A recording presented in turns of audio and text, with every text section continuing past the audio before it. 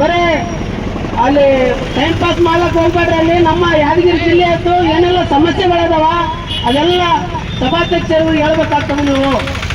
ಅದಕ್ಕಾಗಿ ನಾವು ಎಕೆಕೆಎಂಎಸ್ ಸಂಘಟನೆಯಿಂದ ಇವತ್ತು ಸುಭಾಷ್ ಚೌಕ್ ಹತ್ರ ಪ್ರತಿಭಟನೆ ಮಾಡ್ತಾ ಇದ್ದೀವಿ. ಈ ಒಂದು ಪ್ರತಿಭಟನೆ ಸ್ಪಂದಿಸಿ ಈ ನಮ್ಮ ಬೇಡಿಕೆಗಳನ್ನು ಈಡೇರಿಸಲೇಬೇಕು. ಒಂದ್ ವೇಳೆ ಈಡೇರಿಸಲಿಲ್ಲ ಅಂತ ಹೇಳಿದ್ರೆ ಇದಕ್ಕಿಂತ ದೊಡ್ಡ ಹೋರಾಟ ಮಾಡಬೇಕಾಗ್ತದೆ. ಇಡೀ ಯಾದಗಿರಿ ಜಿಲ್ಲೆಯನ್ನ ಬಂದ್ ಮಾಡಬೇಕಾಗ್ತದೆ. ಇನ್ನು ಕೆಲವೇ ದಿನಗಳಲ್ಲಿ ಸರ್ಕಾರ ಬರಪೀಡಿತ ಜಿಲ್ಲೆ ಯಾದಗಿರಿ ಅಂತೇಳಿ ಘೋಷಣೆ ಮಾಡಬೇಕು. ಎಕರೆಗೆ 50,000 ರೂಪಾಯಿ ಹಾಕಬೇಕು. ಆಮೇಲೆ ಉದ್ಯೋಗ ಖಾತ್ರಿಯನ್ನು ನಿರಂತರವಾಗಿ ಕೊಡಬೇಕು 200 ದಿನಗಳ ಕಾಲ. ಒಂದು ದಿನ